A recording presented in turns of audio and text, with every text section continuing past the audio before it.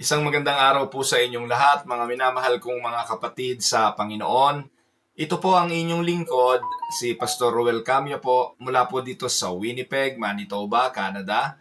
Para po sa ating pag-aaral ng salita ng Diyos ngayon pong umaga, welcome po muli sa Tinig ng Pag-asa.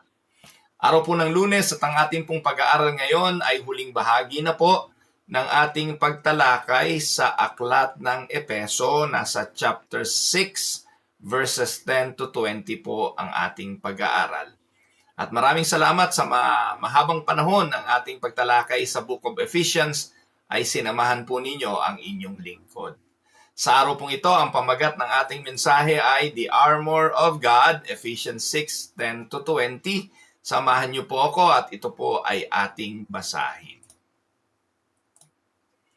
Finally, be strong in the Lord in the strength of His might. Put on the whole armor of God that you may be able to stand against the schemes of the devil. For we do not wrestle against flesh and blood, but against the rulers, against the authorities, against the cosmic powers over this present darkness, against the spiritual forces of evil in the heavenly places. Therefore, take up the whole armor of God, that you may be able to withstand in the evil day, and having done all, to stand firm. Stand therefore, having fastened on the belt of truth, and having put on the breastplate of righteousness, and as shoes for your feet, having put on the readiness given by the gospel of peace. In all circumstances, take up the shield of faith, with which you can extinguish all the flaming darts of the evil one, and take the helmet of salvation and the sword of the Spirit, which is the word of God, praying all times in the Spirit with all prayer and supplication. To that end, keep alert with all perseverance, making supplication for all the saints. And also for me, that words may be given to me in opening my mouth boldly to proclaim the mystery of the gospel, for which I am an ambassador in chains, that I may declare it boldly as I ought to speak. Pagpalain nawa ng Panginoon ang pagkabasang ito at pagkadinig ng kanyang mga banal na salita na sa araw na ito'y ating pagbubulayan. Katulad po ng ating nabasa sa talata, binanggit ni Pablo yung word na finally. Yung word na finally ay pagpapahayag na sa huling bahagi ng kanyang mga paalala, ito yung dulo. Tingnan po natin ano ba ang theme ng Ephesians 6, 10 to 20. The Christian life is a spiritual battle. God equips His people with spiritual armor to stand firm through faith in Christ. Ito po yung tema na ating pagbubulayan. Pinakita po sa unang bahagi ng aklat ng Epeso ang kahalagahan ng doktrina at ng theology kung saan malinaw na itinuro ni Pablo na tayo'y dating mga patay sa ating pagsalangsang, subalit binuhay tayo ng Panginoong Diyos sa pamamagitan ng Espiritu Santo. We have been saved by grace through faith, and not because of our own works, but it is a gift from God so that we may not boast. Tayo po'y iniligtas at ang hamon naman sa susunod na mga chapters, tayong mga naligtas, pinili ng Diyos para sa kaligtasan, ay dapat mamuhay sa kabanalan. Subalit sa mga nakalipas na mga pag-aaral, nakita nating hindi madali ang mamuhay sa kabanalan. May mga conflict tayong pagdadaanan. May conflict ang mga relationship. Ang simbahan ay may conflict. May mga issues sa loob ng simbahan na kailangang i-resolve. At kung hindi sa tulong ng Diyos, mahihirapan tayong i-resolve. May conflict ang mag-asawa. Ang babae, tinuturuang mag-submit sa kanyang asawa. Ang mga lalaki ay inuutusang ibigin ang kanyang asawa gaya ng pag-ibig ng Panginoon sa iglesia. Hinahamon din tayo na maging mga tagapaglingkod, mga alipin, ang sabi magpasakop sa mga pinuno. Sa mga paglilingkod ay gawin natin bilang paglilingkod sa Panginoon. Tinalakay natin papaano maging mabuting empleyado, papaano magiging mabuting tagasunod ng Panginoon sa paglilingkod. At sa oras na ito bilang huling bahagi, tinuturuan tayo rito ni Apostol Pablo na magagawa lang natin ang magtagumpay sa larangan ng pagpapakabanal kung tataglayin natin ang mga armor na galing din sa Diyos. At yun po yung ating topic sa ngayon. So the Apostle Paul ends his letter to the Ephesians not with pleasantries but with a call to arms. Alam ni Pablo na it is not easy to live a Christian life. The Christian life rather is not a playground but a battlefield.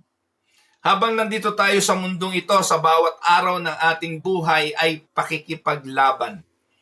Pakikipaglaban hindi lamang sa mga gawa ng masama na nasa labas ng ating mga buhay, kundi pakikipaglaban maging sa ating mga sarili at sa epekto ng kasalanan na naging hari ng ating mga buhay at ang kadilimang ating taglay dati.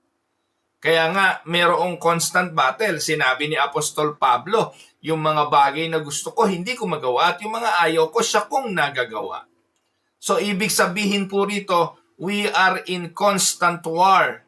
Not with people, not with the flesh, but according to Paul, with spiritual forces of evil.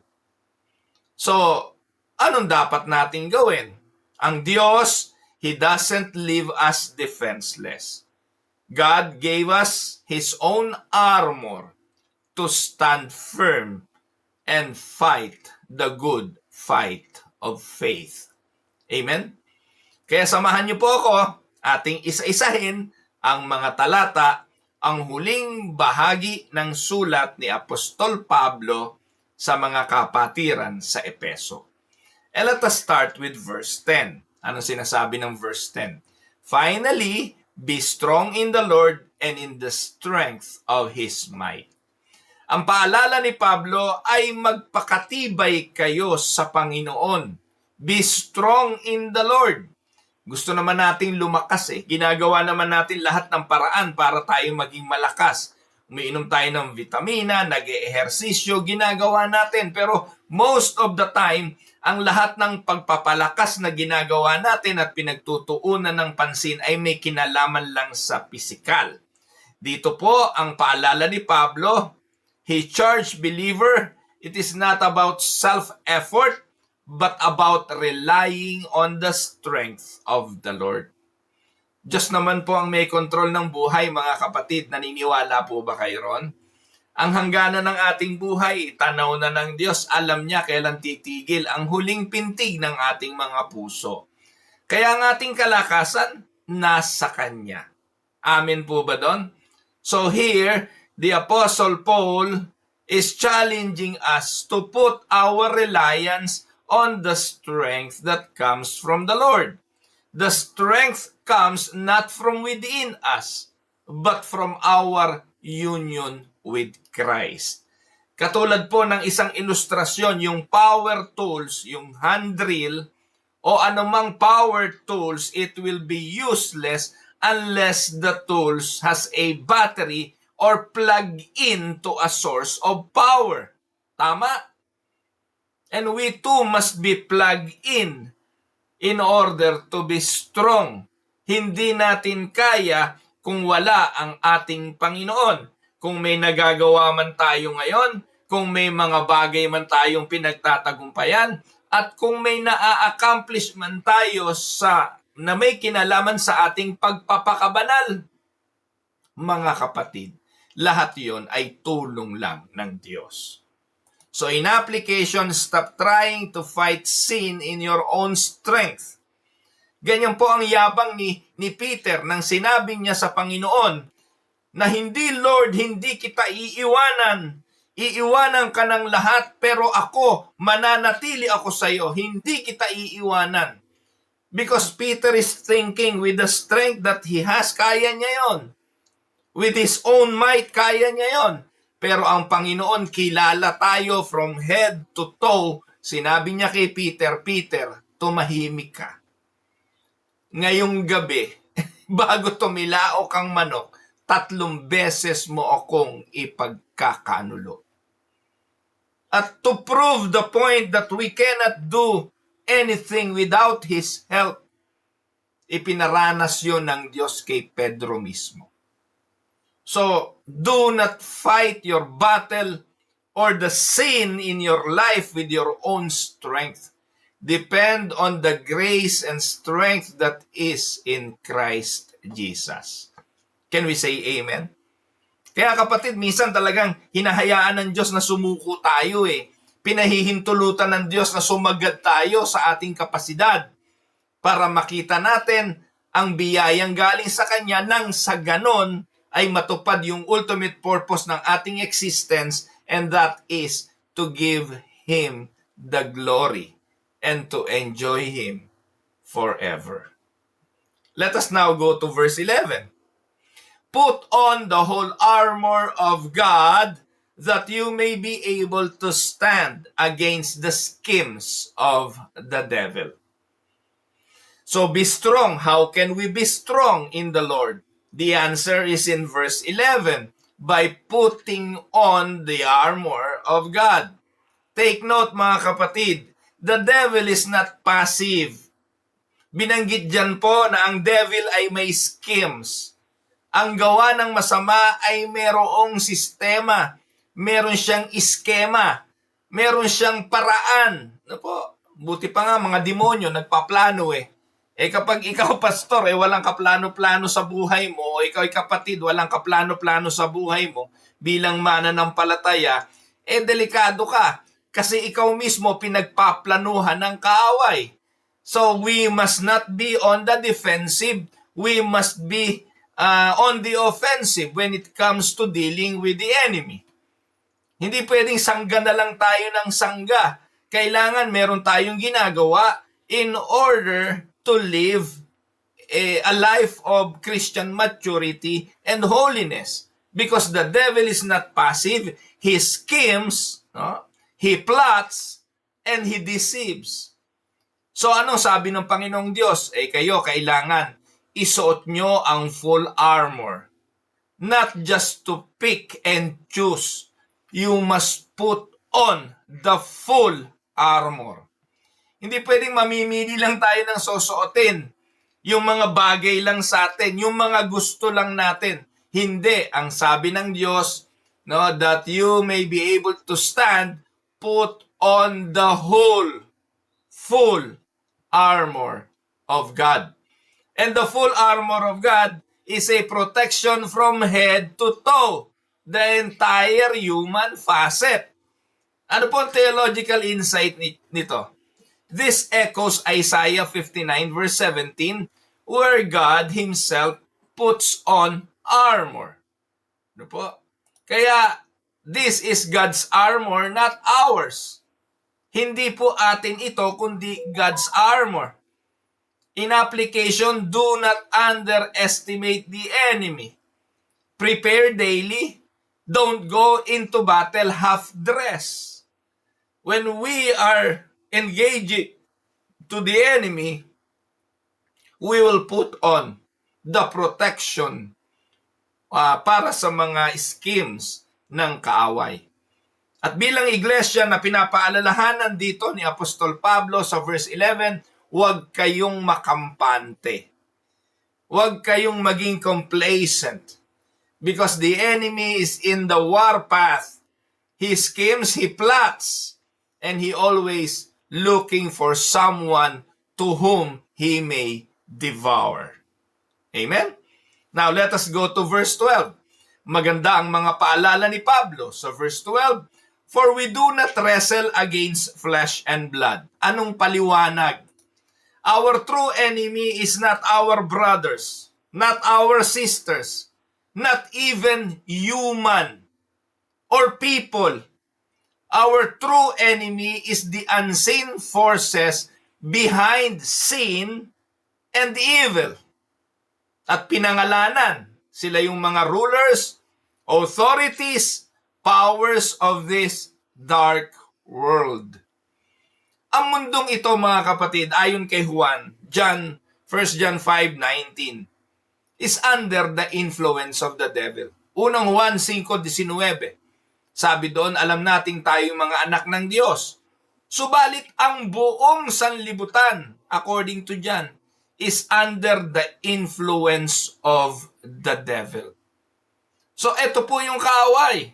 Merong tayong enemy, and the true enemy na minsan nakatuon lang tayo dun sa mga kontrabida sa buhay natin, minsan nagpapayo sa atin, o kaya minsan naman may magandang intention pero hindi natin gusto kasi contrast dun sa mga gusto natin, tinuturing natin silang mga kaaway. Pero they are not the enemies. The enemies are the rulers, authorities, powers of this dark world na ang talagang intention ay wasakin ang simbahan, wasakin ka, wasakin ang iyong buhay, ang iyong testimony, at kapag hindi mo suot ang armor ng Diyos, napakadali kahit pinakamahusay na pastor, saglit lang ilaglag ng kaaway. At nakakalungkot dahil maraming dumarating sa ganon. Kaya we need to be strong. Kahapon po, ang inyong lingkod ay nasa Yorkton, Saskatchewan. Salamat po pala sa mga kapatiran doon. Salamat sa ating Pastor Epi Bautista at sa kanyang may bahay si Ate Loida sa pag-aalaga sa mga kapatiran natin doon. Kami po ay napagpala, hindi lang ng magandang fellowship, ng masasarap na pagkain, kundi nang nakita naming pagsusumikap ng mga kapatiran doon na talagang maging instrumento sa pagpapalaganap ng salita ng Diyos. Alam niyo po, kahapon napilitan akong magsalita sa 3 lengguwahe. Nagsalita ako ng Tagalog, ng Ingles at ng Espanyol. Can you imagine? Naalala tuloy yung mga Spanish lesson natin nung araw nung tayo'y nag-aaral pa. At natutuwa ako kasi the people or the church in Yorkton are ministering not only to the Filipinos but to the other race, many people in Yorkton. Kahit mga Nicaraguan, ang dami po nilang bisitang Nicaraguan. At ang punto ho rito, magtatagumpay tayo bilang mga iglesia, bilang mga magkakapatid sa Panginoon kapag tayo ay handa na makipag-wrestle sa mga enemies na ito ng ating pananampalataya. We are living in the dark age, mga kapatid. Aminin man natin o hindi, ang mundo'y hindi pabuti. Kaya yung mga pastor na nagtuturo at nangangaral na ang mundong ito'y gaganda, they are treading the grain. Ibig sabihin, hindi against the grain of what the scripture is teaching. Because the scripture is telling us na hindi naman talaga bubuti. Ang politika, ang economy, babagsak po talaga ito. And we will experience tribulations here. Huwag din kayo maniniwala do sa mga nagtuturo na ang mga Kristiyano ay hindi dadanas ng tribulations. Yung mga nagtuturo na makakatakas ang mga Kristiyano sa tribulation. Kawawa kayo pag dumanas na kayo nito kasi hindi kayo handa dahil tinuruan kayo ng pastor nyo na hindi kayo makakaranas ng pagdurusa. Mali po yun. We will experience tribulations. Kaya nga sabi ng Panginoong Jesucristo, mapalad pa ang mga namatay sa Panginoon. Dahil kung namatay ka sa Panginoon, hindi mo nadadanasin pa yung pagdurusa at yung mga kahirapan ng tribulations. Kaya, hindi titinong to. Mangarap na kayo kung anong gusto nyo. But the world is going to be worse. I don't want to speak na para bang napaka-negatibo mo naman, pastor. Napaka-walang pag-asa mo naman. Pero mga kapatid, iyon ang totoo. Walang magiging pag-asa sa politika kahit pa sinong ilagay nyo dyan. At ang mga hula ng aklat ng Revelations pagpapakita na darating yung panahon na yung political system will always be more corrupt. Sa sulat ni Pablo kay Timoteo, sinasabi sa huling panahon ang tao'y magiging mas masama pa, mga taksil, masuwayin sa magulang, etc. etc. At mangyayari lang ang pagbabago, pagbalik ng ating Panginoong Hesukristo sa paglikha ng bagong langit at ng bagong lupa. Nakita niyo po mga kapatid. Kaya we believers will always be at war. Ano po? So, sa Reformed insight, the world, the flesh, and the devil are real and active. Satan uses worldly ideologies, sinful desires, and spiritual darkness to oppose believers para yung mga mananampalataya ay manghina at huwag lumago sa pananampalataya. Pero ang Diyos napakahusay naman sa paggamit ng mga karanasang ito para magamit sa ating paglago. Kaya anong application nito? Mga kapatid, stop fighting people. Pray against spiritual darkness and equip yourself with the truth. The more truth na natatanggap natin mula sa salita ng Diyos, the more truth na ipamumuhay natin at magiging kalakasan para tumibay tayo sa ating mga pananampalataya. It is high time na ang kainin ng mga mananampalataya ay solid food. Hindi na po nagkakakain dapat tayo ng mga basura. Hindi po puro devotional na lang na mga kwentong walang kwenta. Huwag na po ninyong paghahanapin bilang mga tunay na mananampalatayang Kristiyano yung mga masarap lang pakinggan. Mga kwento ng pastor na nagpapatawa. Hindi po iyon ang makapagpapatibay. It is high time we dig in and dine to the solid food of the Word of God.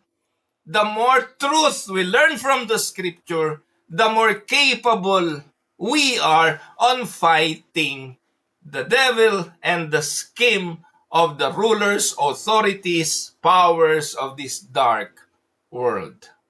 Amen? Now let us go to verse 13. Verse 13 said, "Therefore take up the whole armor of God."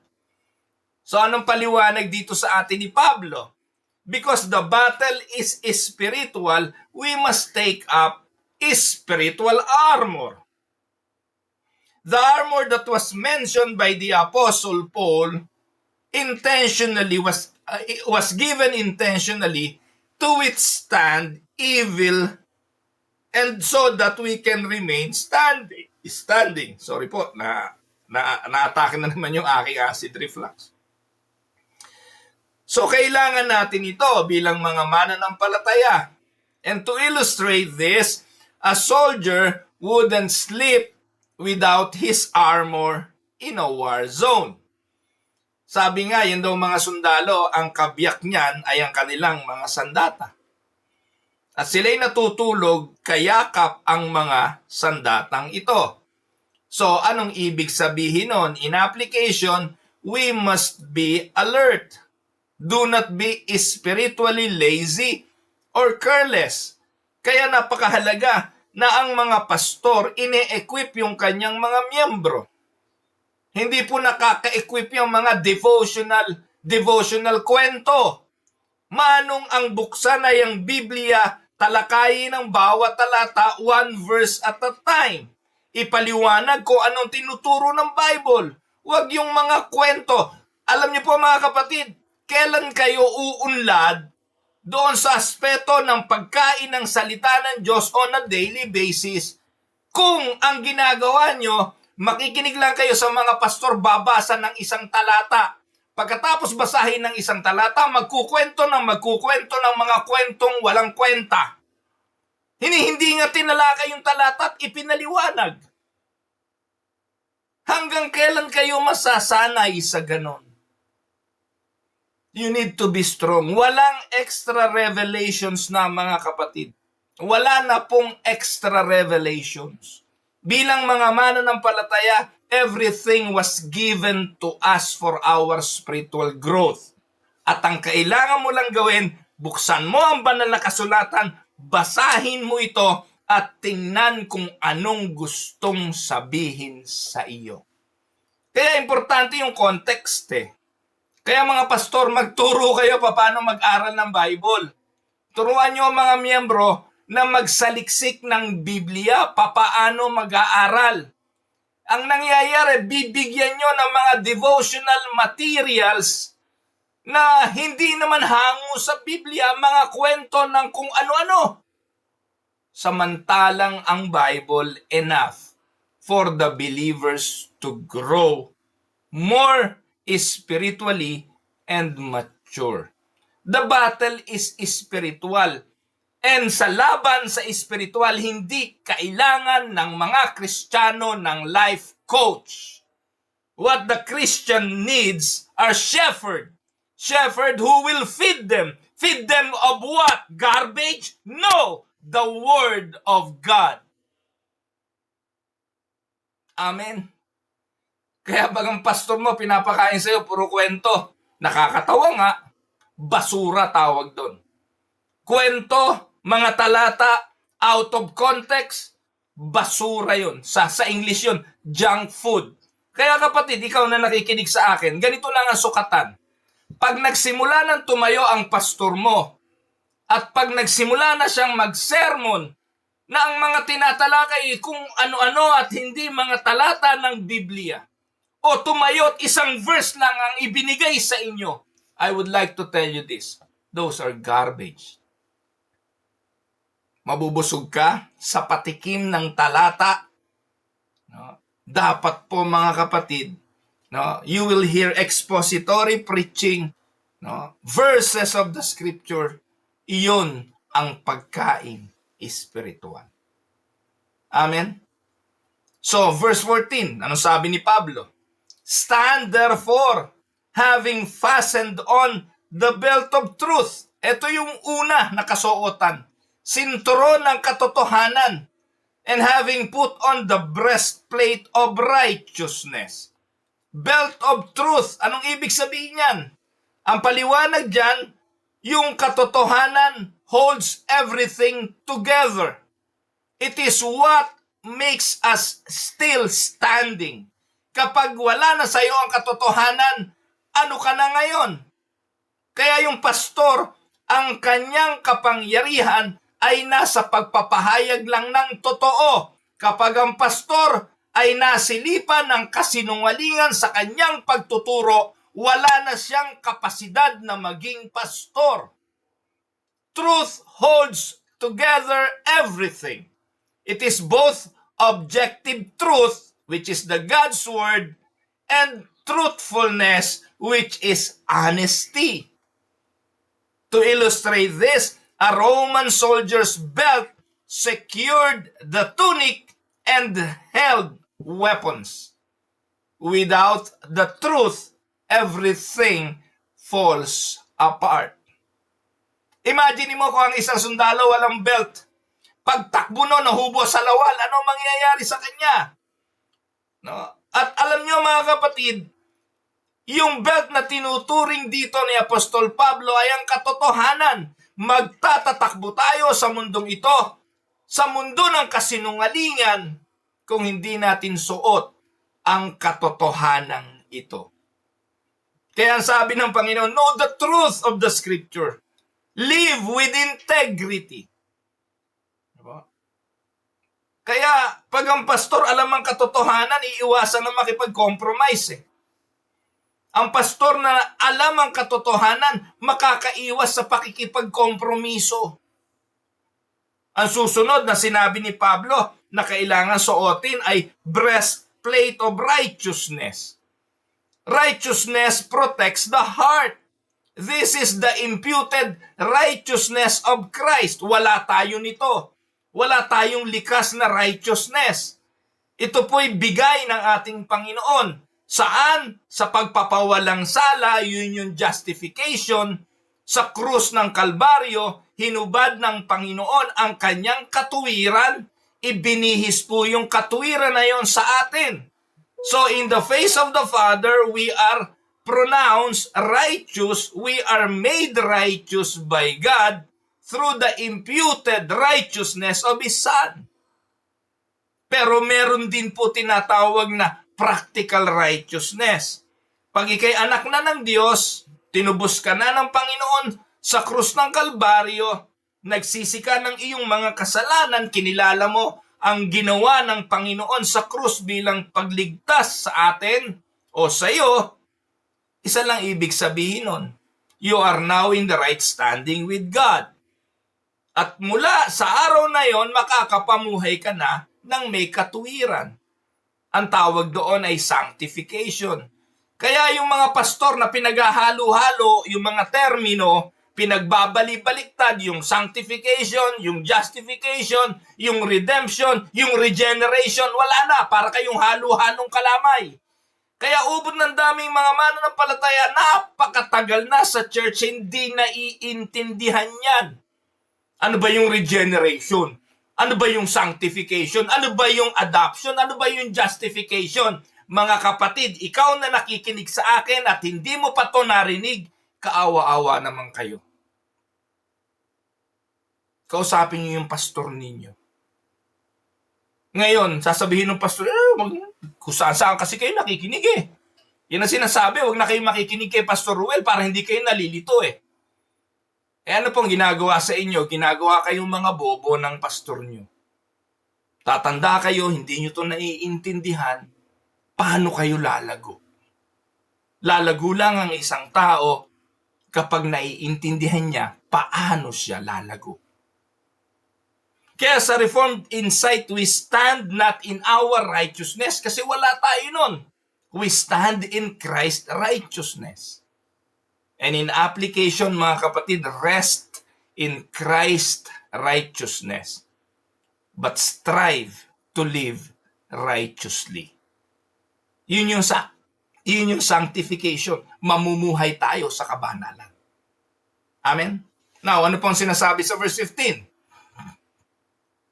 Sa verse 15, and as shoes for your feet, having put on the readiness given by the gospel of peace. Ito yung pangatlong kasuotan. The gospel make us ready and stable. Magiging handa ka lang. Magiging matatag ka lang sa iyong buhay if you know the gospel. It gives peace with God and peace in battle. Ang buhay araw-araw pakikipagdigma. Matatakot ka ba? Mawawalan ka ba ng pag-asa? O magtataglay ka ng kapayapaan? Roman soldiers had spiked sandals for stability. At alam niyo po yung spiked sandals na yon sa spiritual, it is the gospel. The gospel gives spiritual traction. Kaya pag tama ang ebanghelyo mo, tama pagkaintindi mo sa gospel, sa good news of Christ, kahit na anong hangin, kahit na anong bagyo, matatag ang tindig mo. Hindi ka masusway ng kahit na anong turo o ng mga aral ng mga makabagong panahon, hindi ka madadala kasi matatag ang tindig mo. Amen? Kaya in application, be prepared to share the gospel and walk in its peace. You can read 1 Peter 3:15. Amen? Now let us go verse 16. In all circumstances, take up the shield of faith. Ang susunod ay, ano ba yung kalasag ng pananampalataya? Faith deflects the fiery darts, temptations, accusations, doubts that Satan fires at us. Ang Reformed Insight, faith is not blind. Faith rests on the promises of God fulfilled in Christ. Yung mga Roman soldiers, meron silang shields. At yung mga shield ng mga Roman soldiers can extinguish flaming arrows by being soaked in water. Take note that faith soaked in the word quenches Satan's lie. Nakakapanood naman tayo ng mga pelikula ng mga gladiator, ng mga wars nung unang panahon. Ang protection po ng mga sundalo ay ang kanilang mga kalasag. Sa espiritual, ang ating kalasag ay ang ating pananampalataya. In application, strengthen your faith by meditating on God's promises daily. Amen? Verse 17, and take the helmet of salvation and the sword of the Spirit, which is the Word of God. Yan ang panlaban. No po? Helmet of salvation protects the mind. Our assurance of salvation guards us from despair. Diba? Kung wala ka yan, kung wala kang assurance of salvation, wala kang kasiguruhan ng kaligtasan at helmet ng kaligtasan, napakadali mong madidepress. Napakadali mong iisipin, naku, wala na kaligtasan ko. Dahil ang kaaway napakagaling sa pagbibigay sa atin ng guilt. O ayan, nakapagsinungaling ka na naman, wala na, hindi ka naligtas. No, if we have the helmet of salvation, that is an assurance na anuman ang ibato na panlilinglang at kasinungalingan ng kaaway, it will protect your mind. Set your mind on your identity in Christ, not on your performance. Anak ka ng Diyos at ang anak ng Diyos, anuman ang mangyari, mananatiling anak ng Diyos. Protektado ang anak ng Diyos. At pangalawa, mahalaga yung sword of the Spirit. The sword of the Spirit is the Word of God. Ang paliwanag, the only offensive weapon na meron tayo ay ang salita ng Diyos. The Spirit uses the Word to convict, to defend, and to attack. Kaya ang mga Kristiyano ngayon, puro na lang depensa kasi walang alam sa Word of God. Mangmang sa salita ng Diyos. Ito raw po yung era at panahon na kung saan available na nga ang salita ng Diyos in any platform, in any means possible. Pero ang mga Kristiyano, mas mangmang sa panahon ngayon, biblically illiterate sa panahon ngayon kesa noon. Tama? Kahit matagal ng Kristiyano, napakaraming walang alam sa Biblia. Napakalungkot, pero kung kinikilala natin si Jesucristo ang lahat sa ating buhay, mamahalin natin ang kanyang mga salita. Kung sinasabi natin ang Diyos ay ating mahal, babasahin natin ang kanyang mga sulat. Kaya dun pa lang, paano ka lalago? Paano ka titibay? Paano ka magtatagumpay? Pinapaalala ni Pablo, naku po mga kapatid, kung meron kang, kung meron kang pang-atake sa kaaway, walang iba kundi ang salita ng Diyos. Jesus used scripture to defeat Satan in the wilderness. Kaya in application, know the word deeply. Study it. Kaya kung meron kang devotional book ngayon, tapon mo na. Yung devotional book na puro kwento na hindi mo naman sigurado kung totoo, tapon mo na yan. Ano dapat mong gawin? Buksan mo ang Bible mo. Meditate upon the Word of God. Memorize it and use it in temptation. Sabi ko, yung devotional book, tapon nyo, huwag nyo ipamigay. Papahamak nyo pa yung iba sa mga kwentong walang kwenta. Magyaya kayo ng Bible study, mga kapatid. And study the Word deeply. Alam niyo po, yung devotional mga materials na yan, yung mga daily bread na yan, ginawang tamad ang mga Kristiyano niyan. Sa halip na magbasa ng Bible, habang nadumi, tingnan niyo po mga kapatid ko, hindi ito totoo. Kailan niyo binabasa yung mga daily bread na yan? Kapag nakaupo na kayo sa washroom, nandun niya sa tabi ng mga kubeta. Doon yan kukunin, babasa ng isang kwento ron habang dumudumi. Tapon nyo yan. Wala yung silbi. Kung ikay tunay na Kristiyano at gusto mong magpakatibay, get the Bible. Open the Word of God. And trust me, you will begin to love the Bible even more, greater than any other books. And you will grow. Walang lumago dyan sa daily bread na yan. Hindi yan daily bread. The daily bread is the Bible, the Scripture, the Word of God. Hindi mga kwentong kutsero.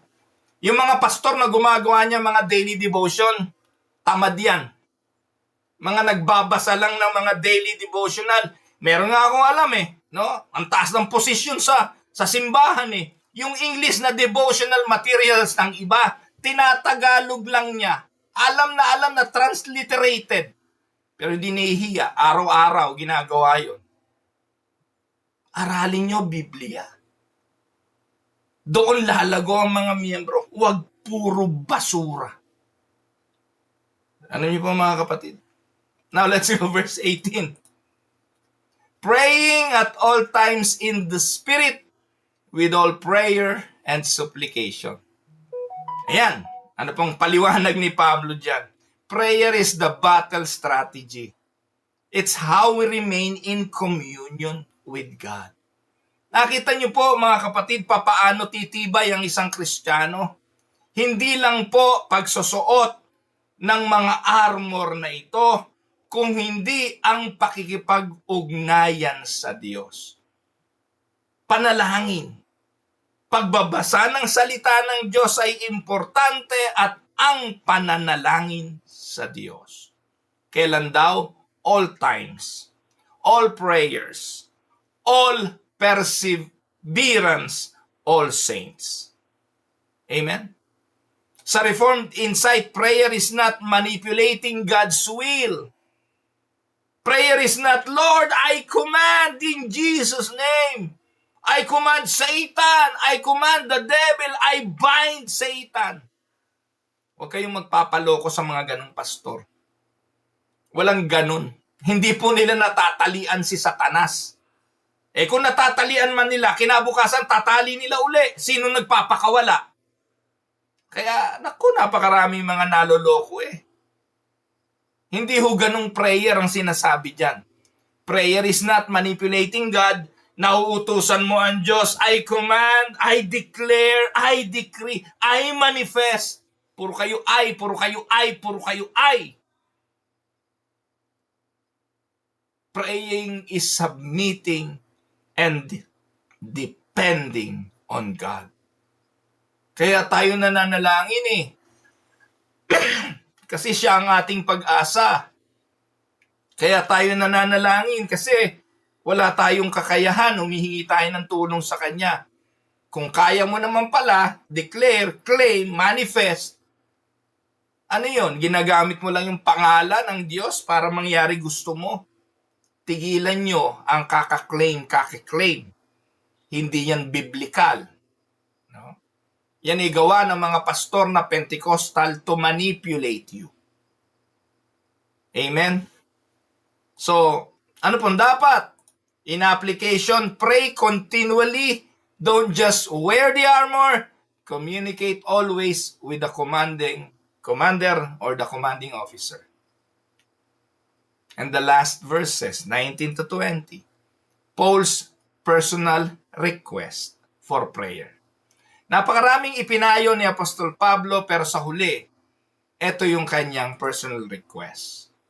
Even Paul the Apostle needed prayer for boldness.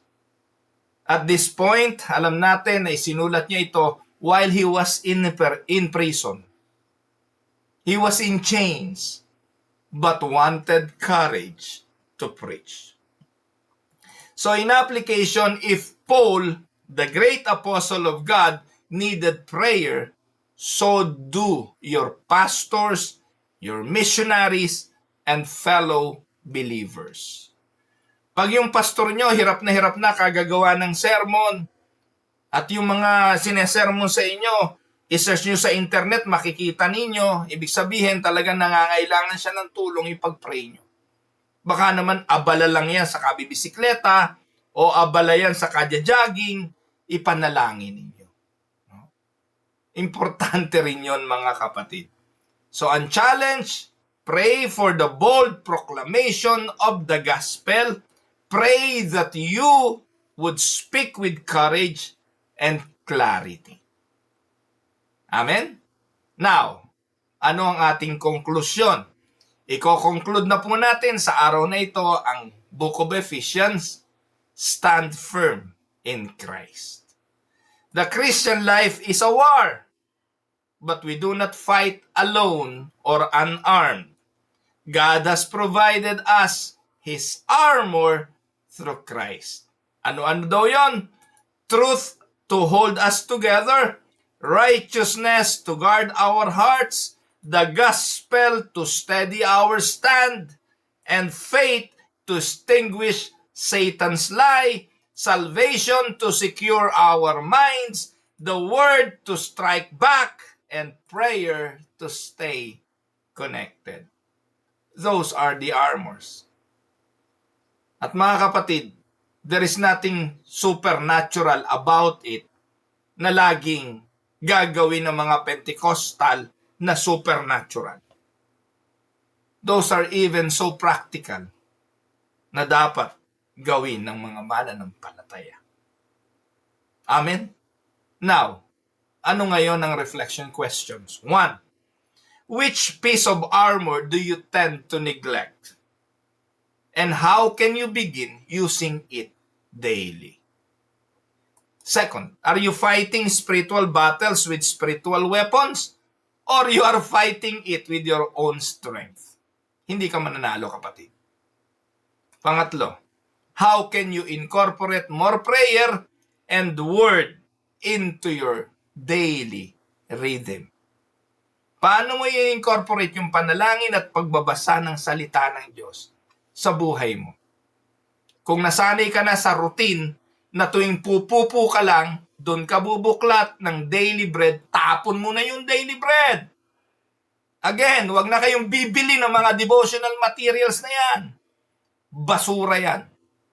Open the Bible, study the Word, doon kayo lalago. Are you standing firm in the strength of Christ or falling in self-effort? Tayo po mga kapatid ay dumulog sa Panginoon sa isang panalangin.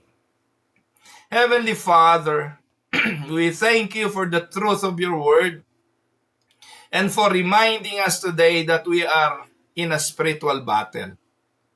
But we are in a battle not without hope, not without armor. Thank you, Lord, for providing everything we need to stand firm, not in our own strength, but in the mighty power of our Lord Jesus Christ. Father, help us daily to put on the full armor of God, to gird ourselves with truth, to wear the breastplate of Christ's righteousness, to walk in the peace of the gospel, to lift the shields of faith, to guard our minds with the helmet of salvation, and to wield the sword of the Spirit, which is your word. Father, keep us watchful, prayerful, and humble. Help us not to fight in our flesh, but to walk by the Spirit. Lord, strengthen us to resist temptation, to stand against the devil's schemes, and to boldly proclaim the gospel without fear. Father, we pray for one another, for our brothers and sisters in the faith, that you would protect them, strengthen them, and use them mightily for your kingdom. May we be found faithful in the day of battle, not shrinking back, but pressing forward in the victory of our Lord. In the strong and mighty name of our Lord Jesus Christ, this is our prayer. Amen and amen. Magandang araw po sa inyong lahat. Ito po ang inyong lingkod, si Pastor Ruel Camia po mula po dito sa Winnipeg, Manitoba, Canada, para sa ating pag-aaral ng salita ng Diyos ngayong umaga, dito po sa Tinig ng Pag-asa. God bless mga kapatid.